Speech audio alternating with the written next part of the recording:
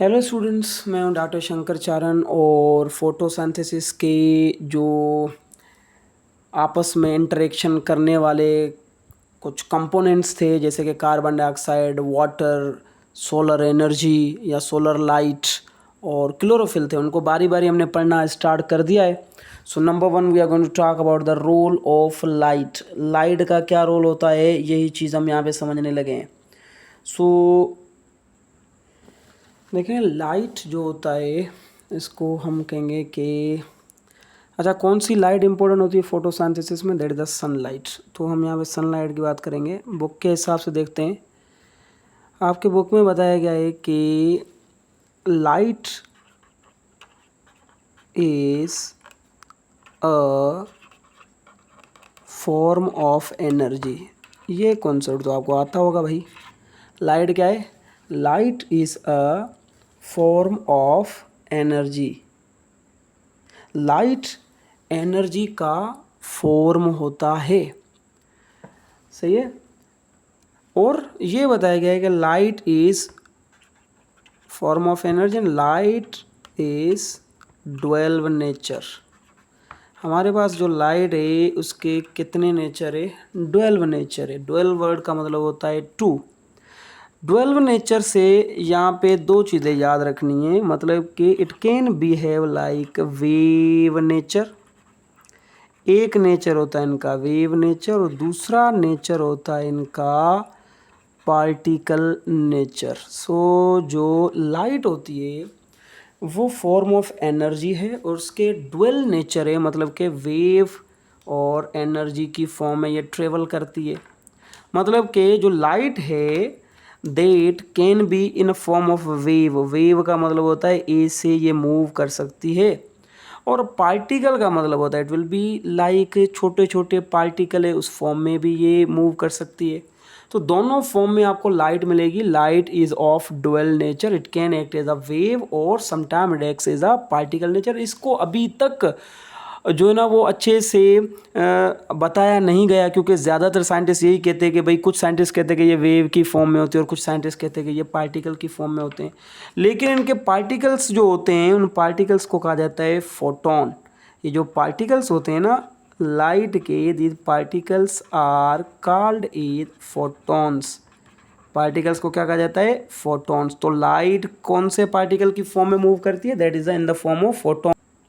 और ये जो फोटोन होते हैं they are going to form the, ये जो फोटोन होते हैं they are going to form the packets of energy. ये फोटोन्स क्या बनाते हैं? पैकेट्स ऑफ एनर्जी की फॉर्म में ट्रेवल करते हैं। These packets of energy are termed is quanta. These packets of energy are termed is quanta.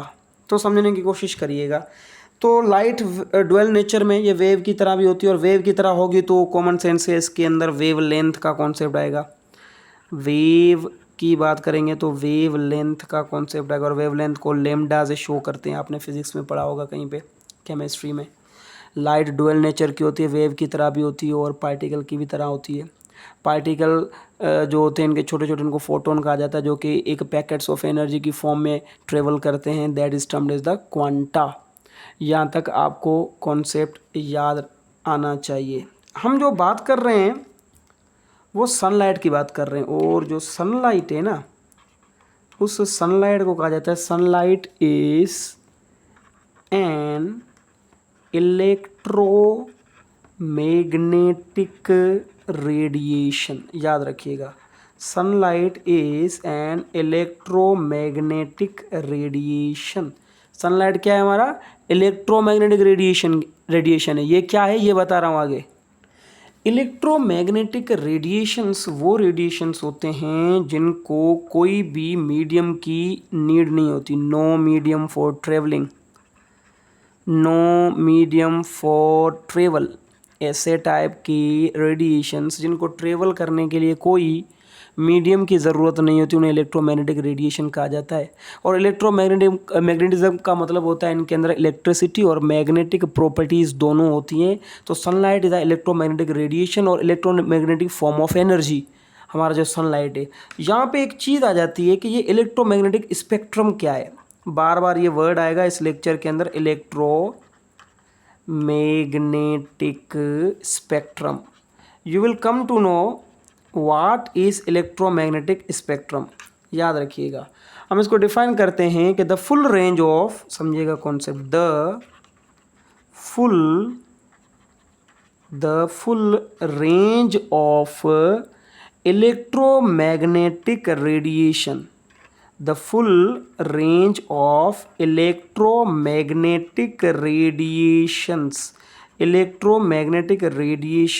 in universe, electromagnetic radiations in universe is called as electromagnetic spectrum, is called as electromagnetic spectrum।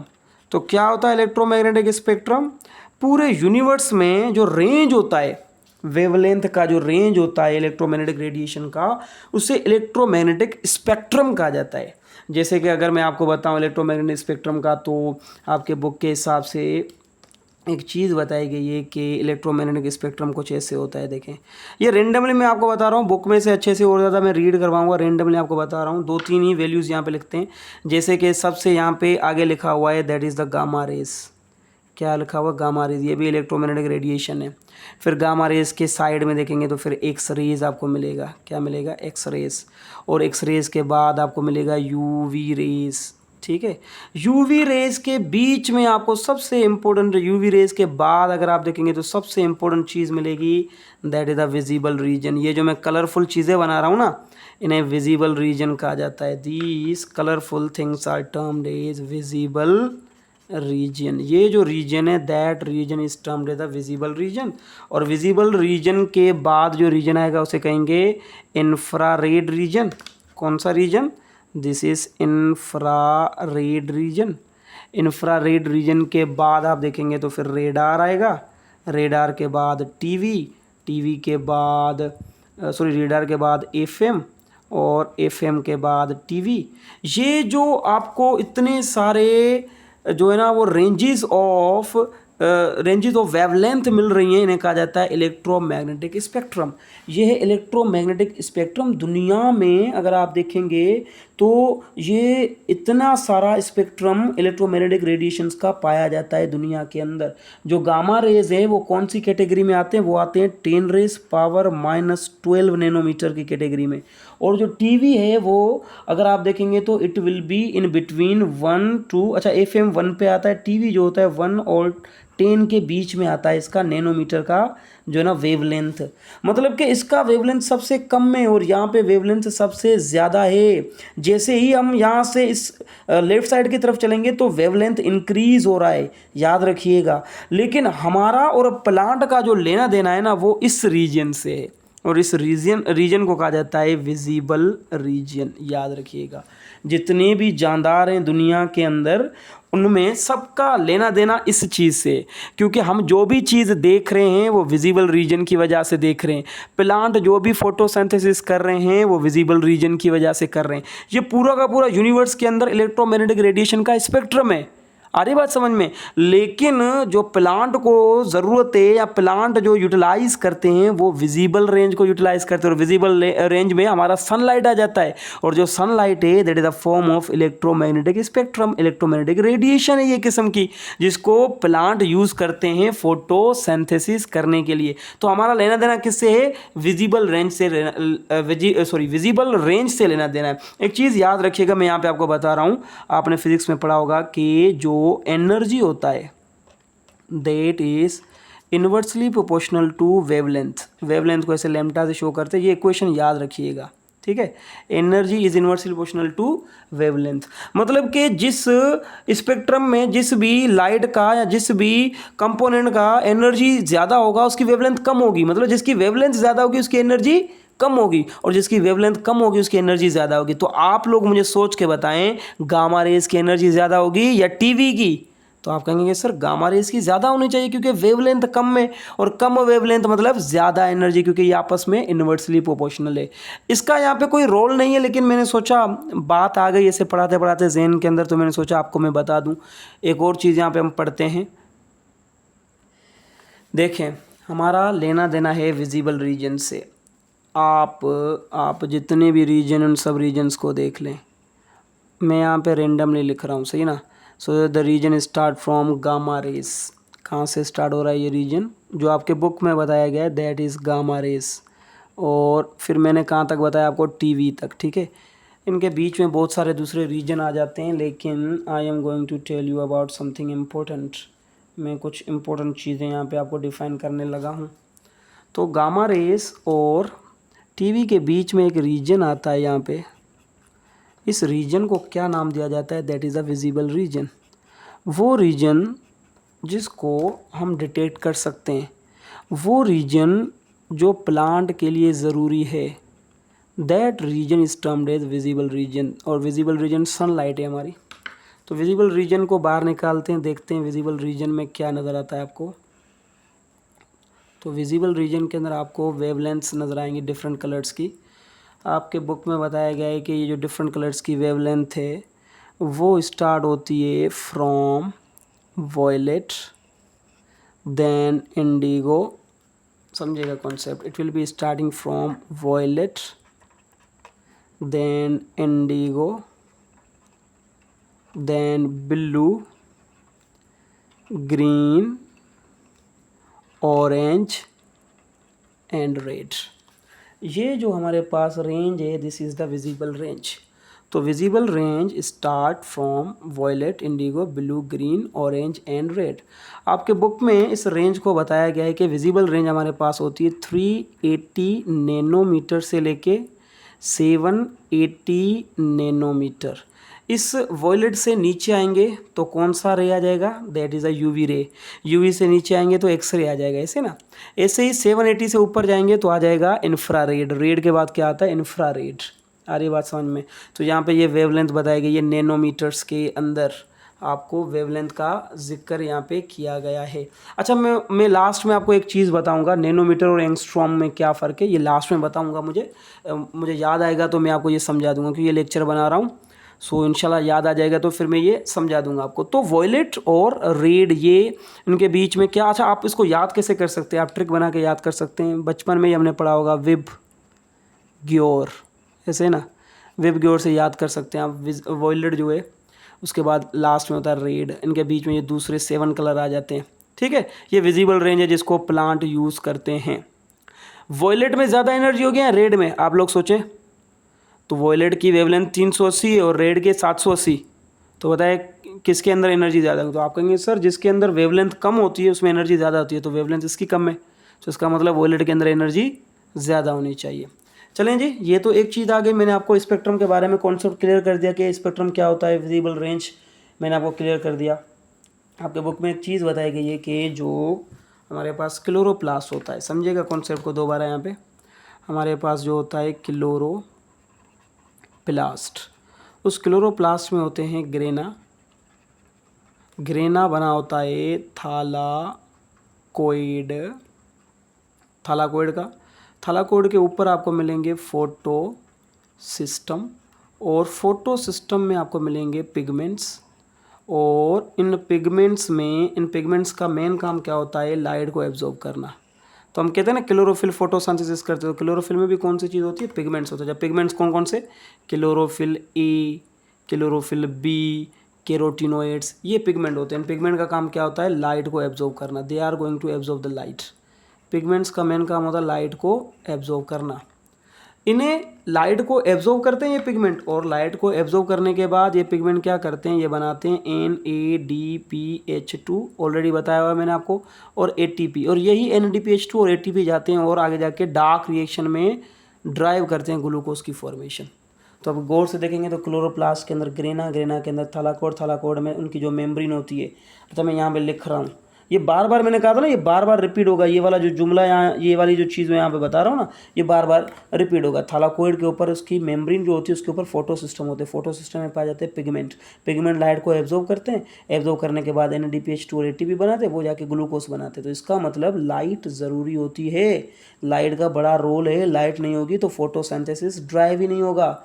So that's why photosynthesis is important for the light, sorry, photosynthesis के लिए light ज़रूरी है, light के लिए photosynthesis नहीं। सही है। अच्छा, एक और चीज़ यहाँ पे समझिएगा, जो हमारे पास पिगमेंट होते हैं वो पिगमेंट जिस फोटो सिस्टम में होते हैं उनमें एक होता है रिएक्शन सेंटर, एक होता है एंटीना कॉम्प्लेक्स। ये आएगा आपके बुक के अंदर, ये मैं आगे समझा दूंगा इसके कॉन्सेप्ट के बारे में।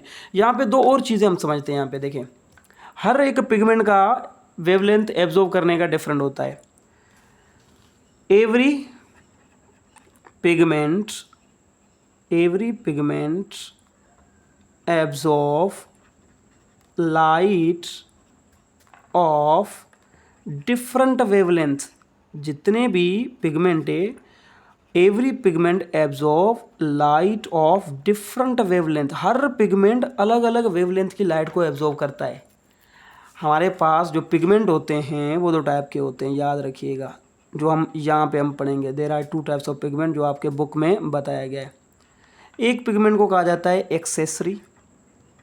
एक्सेसरी पिगमेंट, ठीक है, और एक होता है नेसेसरी। नेसेसरी का मतलब अगर ये पिगमेंट नहीं होगा तो कोई भी फोटोसिंथेसिस नहीं होगी। तो एक होता है एक्सेसरी पिगमेंट और एक होता है नेसेसरी पिगमेंट। कॉन्सेप्ट देखिएगा यहाँ पे। जो एक्सेसरी पिगमेंट है उसमें दो चीज़ें आ जाती हैं, क्लोरोफिल बी एंड कैरोटीनोइड्स। ये अगर नहीं भी होंगे ना फिर भी फोटोसिंथेसिस होगा। लेकिन नेसेसरी है क्लोरोफिल ए, और क्लोरोफिल ए नहीं होगा तो फोटोसिंथेसिस ड्राइव होना मुश्किल है। तो इसी वजह से इसको नेसेसरी पिगमेंट कहा जाता है। और एक्सेसरी पिगमेंट होता है क्लोरोफिल बी और कैरोटीनोइड्स। ये तीनों प्लांट्स के अंदर आपको मिलेंगे एनी हाउ। मैं ये आगे रोल ऑफ पिगमेंट पढ़ेंगे तो वहाँ पे दोबारा रिपीट करवाऊंगा, लेकिन ये आपने समझना है कि ये तीनों आपको प्लांट्स के अंदर मिलेंगे और तीनों की वेवलेंथ अलग होगी एब्जॉर्ब करने की। कॉमन सेंस है ना, तीनों की वेवलेंथ डिफरेंट होगी एब्जॉर्ब करने की। इसी वजह से कि इनका स्ट्रक्चर डिफरेंट है तीनों का, तो तीनों की वेवलेंथ भी डिफरेंट होगी और उसी वेवलेंथ को हमने यहाँ पे मालूम करना है। आपका कॉन्सेप्ट यहाँ तक क्लियर होना चाहिए। देखिए, इन वेवलेंथ को मालूम करने के लिए हम स्पेक्ट्रम पढ़ेंगे। दो टाइप के स्पेक्ट्रम पढ़ने लगे। एक पढ़ेंगे हम एब्जॉर्प्शन स्पेक्ट्रम, कि कौन सा पिगमेंट कौन से वेवलेंथ को एब्जॉर्ब कर रहा है, और दूसरा पढ़ेंगे एक्शन स्पेक्ट्रम, के कौन सा पिगमेंट जो लाइट एब्जॉर्ब कर रहा है वो लाइट का कौन सा कलर कितना ज़रूरी है फोटोसिंथेसिस के लिए, क्योंकि 7 कलर होते हैं ना लाइट में, इनमें से कौन सा कलर कितना ज़रूरी है उसे एक्शन स्पेक्ट्रम कहा जाता है। और कौन सा कलर, कौन सा पिगमेंट कौन सा कलर या कौन सी वेवलेंथ के कलर को एब्जॉर्ब कर रहे हैं उन्हें एब्जॉर्प्शन स्पेक्ट्रम कहा जाता है। ये दो चीज़ें आगे वाले टॉपिक के अंदर, आगे वाले पेज के अंदर मैं आपको समझाता हूँ अच्छे से। देखें, दो टाइप के स्पेक्ट्रम हैं जो बुक में बताए गए हैं। एक होता है एब्जॉर्प्शन स्पेक्ट्रम और एक होता है एक्शन स्पेक्ट्रम। इन दोनों स्पेक्ट्रम को हमने समझना है और इनके बारे में इंफॉर्मेशन को आपने याद रखना है, ठीक है। सबसे पहले मैं आपको एब्जॉर्प्शन स्पेक्ट्रम बताता हूँ, इसकी डेफिनेशन वगैरह, और फिर कुछ चीज़ें समझाता हूँ आपको, ठीक है। So number 1 we have absorption spectrum. Absorption spectrum क्या होता है, इसको समझिएगा कि भाई वो स्पेक्ट्रम जो कि ज़रूरी होता है वो बताता है, ये स्पेक्ट्रम वो बताता है कि भाई कौन सा पिगमेंट कौन सी वेवलेंथ की लाइट को एब्जॉर्ब कर रहा है, उसे एब्जॉर्प्शन स्पेक्ट्रम कहा जाता है। और इसको दोनों को मेजर करने के लिए हमें स्पेक्ट्रोफोटोमीटर यूज़ करना पड़ेगा। एक डिवाइस मैंने आपको बताया था जब हम साइटोलॉजिकल टेक्निक्स की बात कर रहे थे, वहाँ पे स्पेक्ट्रोफोटोमीटर भी बताया था और वहाँ पे स्पेक्ट्रोफोटोमीट्री क्या होता है वो भी बताया। अगर फिर भी आपको समझ में नहीं आया था, मतलब कि अगर यहाँ पे समझ में नहीं आ रहा, तो वो आप मेरा लेक्चर जाके प्लेलिस्ट देखिएगा, सेल स्ट्रक्चर एंड फंक्शन वाली प्लेलिस्ट, वहाँ पे आपको मिलेगा जो है ना वो मेरा lecture, that is the spectrophotometry. उसको देखिएगा तो आपका कॉन्सेप्ट क्लियर हो जाएगा कि हम एब्जॉर्प्शन स्पेक्ट्रम और एक्शन स्पेक्ट्रम को कैसे मालूम करेंगे। सही है। तो क्या है एब्जॉर्प्शन स्पेक्ट्रम? एब्जॉर्प्शन स्पेक्ट्रम होता है कि इट इज ग्राफ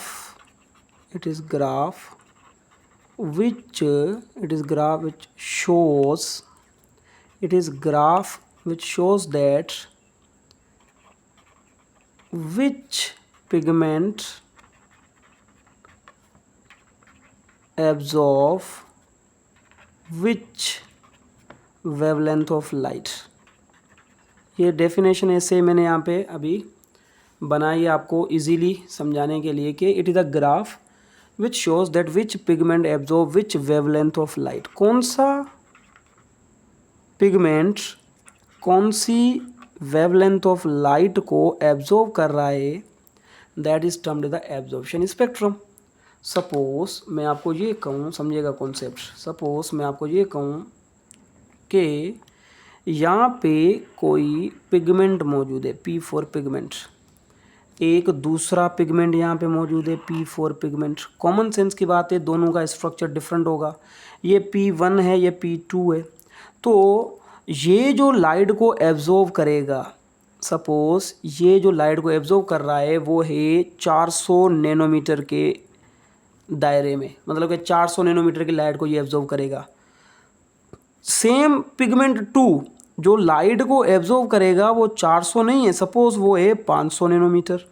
तो कहने का मतलब दोनों पिगमेंट से, लेकिन एक पिगमेंट ने 400 नैनोमीटर की लाइट को एब्जॉर्व किया और एक पिगमेंट ने 500 नैनोमीटर की लाइट को एब्जॉर्व किया। मतलब कि दोनों का स्ट्रक्चर डिफरेंट है, इसीलिए दोनों की एब्जॉर्प्शन जो वेवलेंथ है लाइट की वो भी डिफरेंट है। अभी ऐसा ग्राफ जो आपको ये बताए कि कौन सा पिगमेंट कौन सी लाइट को एब्जॉर्ब कर रहा है, क्योंकि 7 कलर के लाइट होते हैं ना हमारे पास, 7 कलर की लाइट्स होती हैं, तो कौन सा कलर कौन सा पिगमेंट कौन सी वेवलेंथ ऑफ लाइट को एब्जॉर्ब कर रहा है, वो जो ग्राफ आपको बताता है that graph is termed as absorption spectrum. Very very easy. इस जगह पे एक्शन स्पेक्ट्रम को देख लेते हैं। एक्शन स्पेक्ट्रम क्या होता है? It is defined as the relative समझिएगा concept, relative effectiveness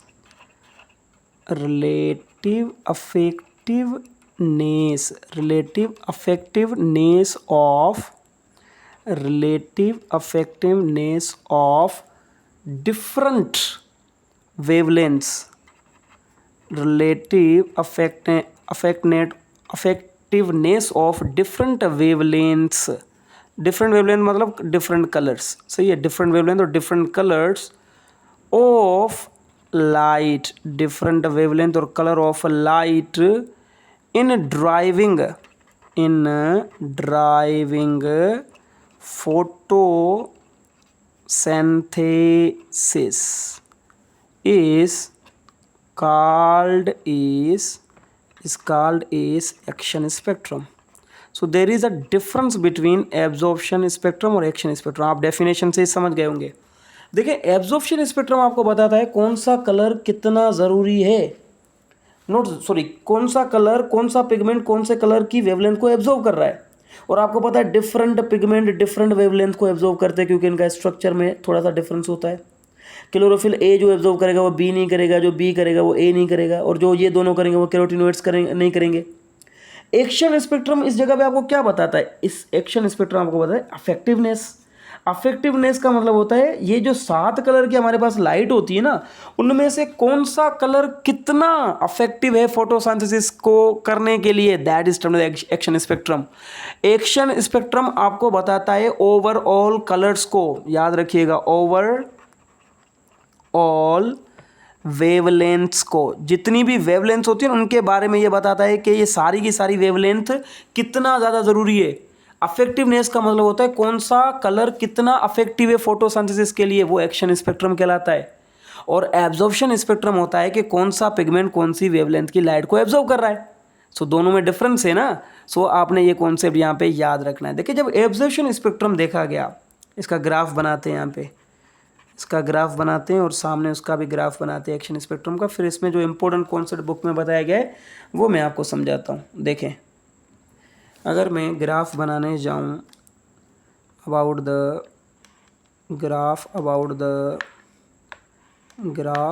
the action spectrum, तो ये एक्शन स्पेक्ट्रम है हमारे पास, ये हमारे पास क्या एक्शन स्पेक्ट्रम।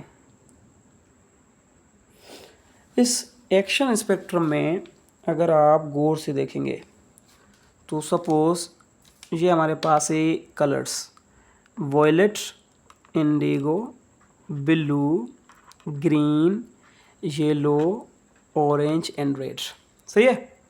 तो अगर मैं यहाँ पे ग्राफ में बताऊँ कि ये क्लोरोफिल ए है जो ग्रीन ग्राफ में बना रहा हूँ, तो क्लोरोफिल ए क्या करेगा, वॉयलेट को एब्जॉर्व करेगा, इंडिगो एंड देन ब्लू को एब्जॉर्व करेगा, और एब्जॉर्व करने के बाद ग्रीन और येलो को इतना एब्जॉर्व नहीं करेगा, and then again it will be absorbing orange and red को सबसे ज़्यादा एब्जॉर्व करेगा। ये किसका मैंने ग्राफ बना दिया? ये मैंने ग्राफ बना दिया अबाउट द क्लोरोफिल ए। ये क्लोरोफिल ए का ग्राफ बना दिया मैंने, ठीक है। तो क्लोरोफिल ए का ग्राफ हमें ये बता रहा है कि भाई ये वॉयलेट ब्लू ये वाला रीजन ज़्यादा एब्जॉर्व करेंगे, ग्रीन और येलो इतना एब्जॉर्व नहीं करेंगे, और ऑरेंज रेड को ज़्यादा एब्जॉर्व करता है क्लोरोफिल ए। तो क्लोरोफिल ए किसको ज़्यादा एब्जॉर्व करता है? ये वॉयलेट को ज़्यादा एब्जॉर्व करेगा, याद रखिएगा, वॉयलेट और ब्लू रीजन को, और ऑरेंज एंड रेड रीजन को ये सबसे ज़्यादा एब्जॉर्व करता है। आ रही बात समझ में? ये चीज़ याद रखिएगा क्लोरोफिल ए के बारे में। लेकिन एक चीज़ यहाँ से हमें पता चल रही है कि जो क्लोरोफिल ए है वो क्लोरोफिल ए सबसे ज़्यादा जो एब्जॉर्व करता है वो एब्जॉर्व करता है ब्लू को, सबसे ज़्यादा ब्लू को, और दूसरा रेड को। याद रखिएगा सबसे ज़्यादा जो क्लोरोफिल ए एब्जॉर्व करता है वो ब्लू और रेड रीजन को एब्जॉर्व करता है।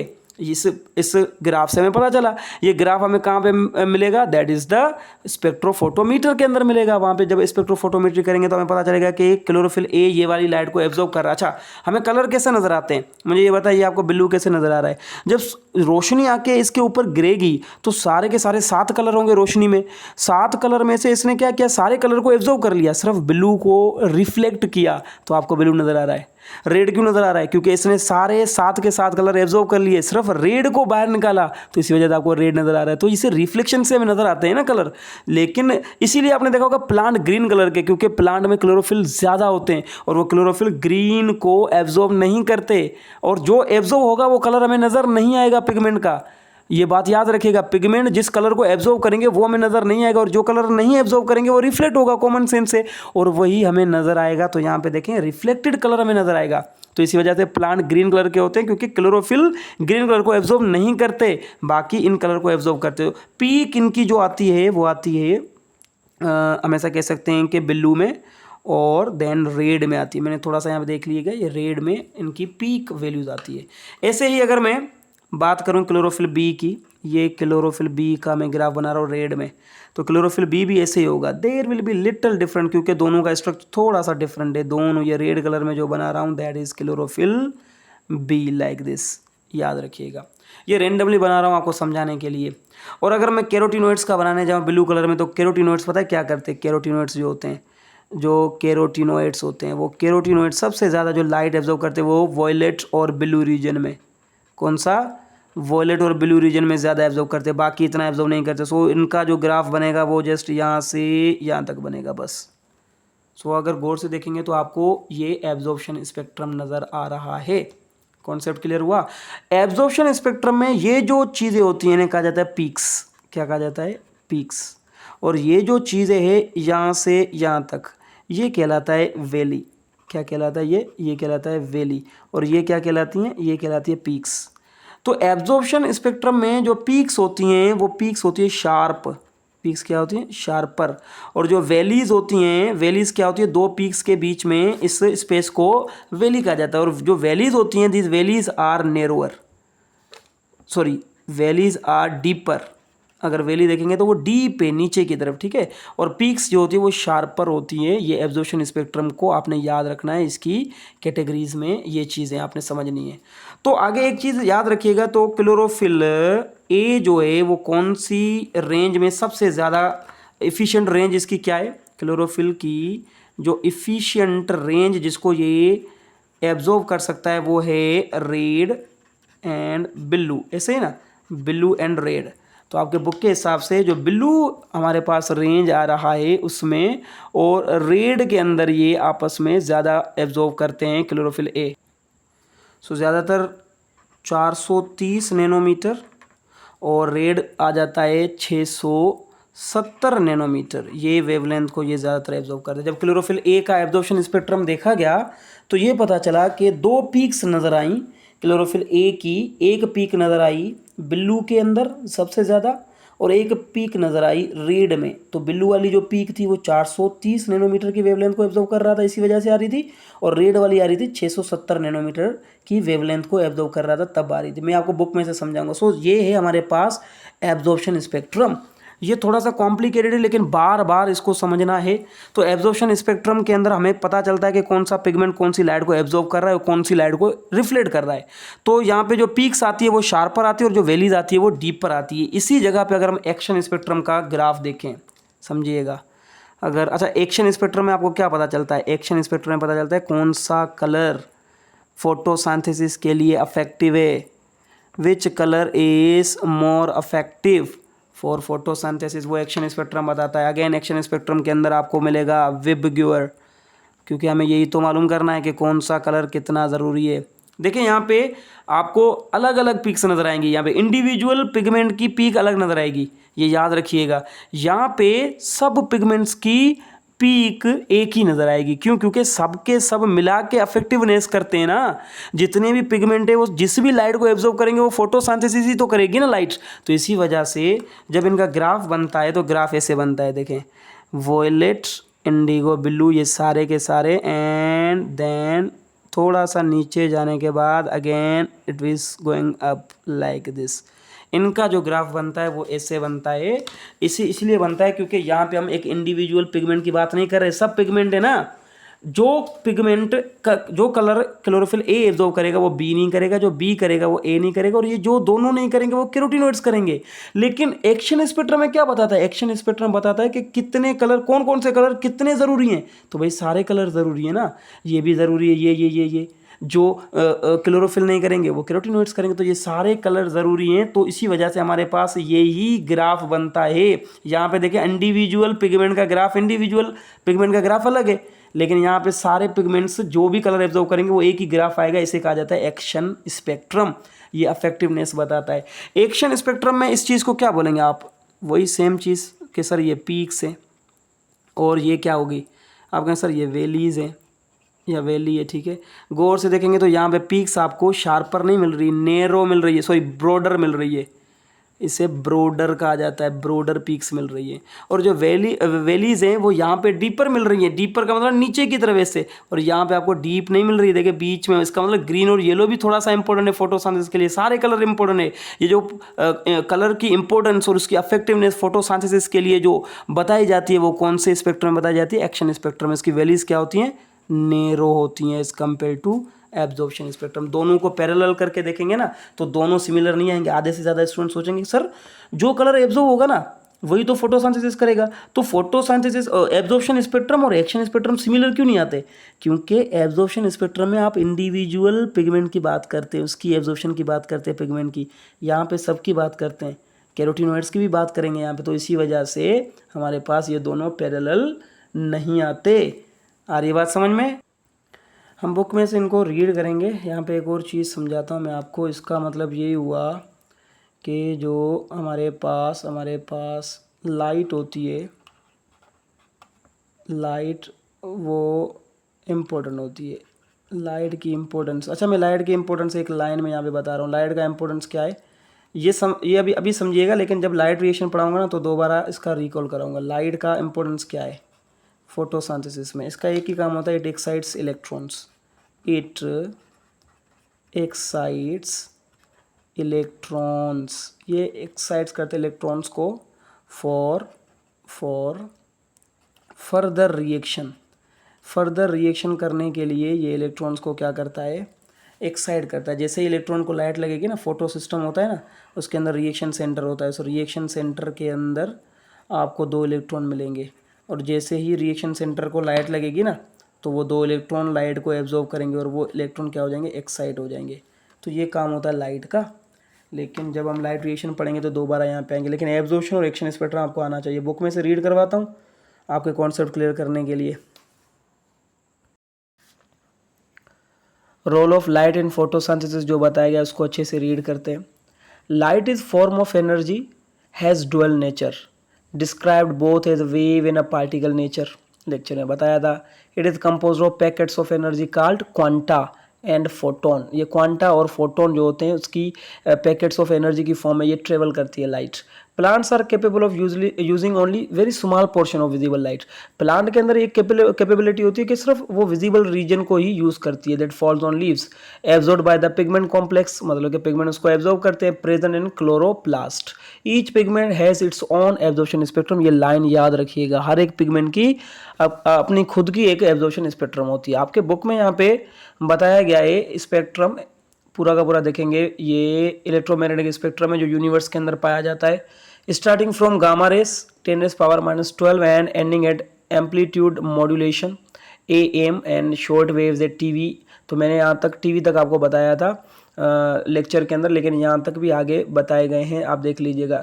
प्लांट इन सब को छोड़ के सिर्फ ये वाला रीजन यूज़ करता है, that is a visible region. Visible region को बाहर निकालेंगे तो वो स्टार्ट हुआ 380 से और ख़त्म हो रहा है 780 नैनोमीटर पे। कौन सी वेवलेंथ है ये? नैनोमीटर की बेसिस पे। तो ये विजिबल रेंज है जिसको प्लांट यूज़ करते हैं फॉर फोटोसिंथेसिस। आगे बताया गया है कि light energy captured by the light harvesting complex, मतलब कि वो जो थैलाकोइड मेम्ब्रेन होती है ना ग्रेना के अंदर, क्लोरोप्लास्ट के अंदर, उसकी मेम्ब्रेन के ऊपर जो फोटो सिस्टम पाया जाता है उसे लाइट हार्वेस्टिंग सिस्टम कहा जाता है, या कॉम्प्लेक्सेस कहा जाता है, which is efficient and rapidly transfer to the chlorophyll molecule. और क्लोरोफिल मॉलिक्यूल कहाँ पे मौजूद होगा? रिएक्शन सेंटर में, present in the photosynthetic reaction centre, जिसके पास 2 इलेक्ट्रॉन होंगे और वो ऊपर एक्साइड हो जाएंगे, बताया था मैंने। Each pigment has its own absorption spectrum. Absorption spectrum of chlorophyll indicates that absorption is maximum in blue and red parts of spectrum। सबसे ज्यादा होती है ब्लू और रेड में। 2 absorption peaks are observed in between 430 nanometre से 670 nanometre respectively. Absorption peaks of carotenoids are different from those of chlorophyll, क्योंकि इनका structure ही डिफरेंट है, क्लोरोफिल का अलग है। तो जैसा स्ट्रक्चर होगा वैसा ही वो वेवलेंथ ऑफ लाइट को एब्जॉर्व करेंगे, इसी वजह से। अच्छा, यहाँ पे क्लोरोफिल ए का स्पेशली बताया गया क्योंकि वो रिएक्शन सेंटर में होता है और वो नेसेसरी पिगमेंट है, तो वो ब्लू और रेड रीजन में सबसे ज़्यादा लाइट को एब्जॉर्व करते हैं।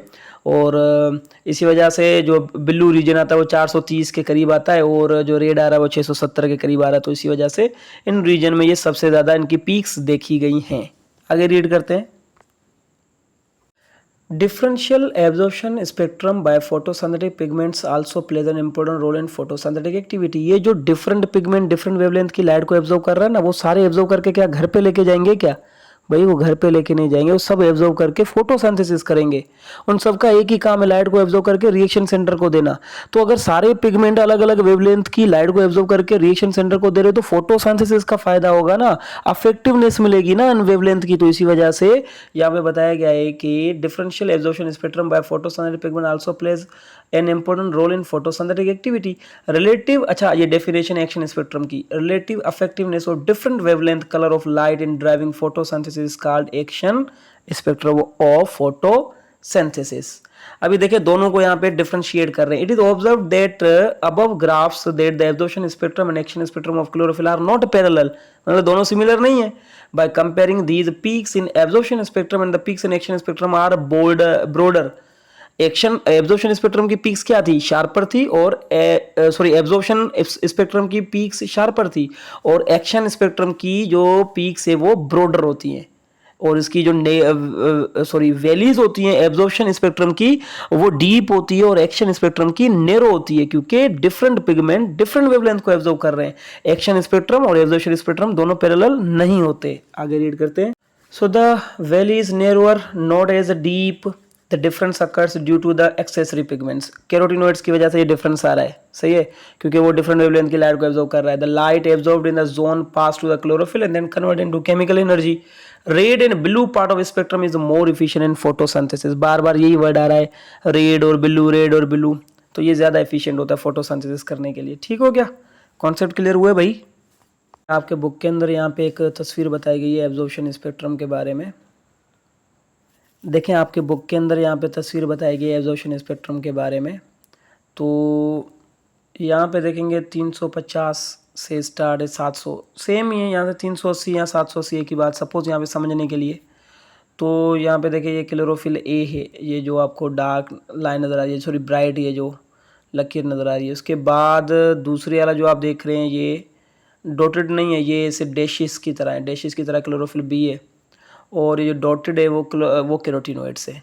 तो क्लोरोफिल ए को अगर आप देखेंगे तो ये क्लोरोफिल ए देखें, इट इज़ यहाँ पे देखें बिल्कुल ये नैरो हो गई इनकी वैली, और पीक्स देखें कितनी शार्प है इसकी। ठीक है, क्लोरोफिल बी की बात करते हैं तो वो भी ऐसे, ये थोड़ा सा डिफरेंस होता है, देखें थोड़ा सा डिफरेंस होता है। एंड अगेन इसकी भी सेम ही इसी तरीके से वैली जो है वो डीपर है।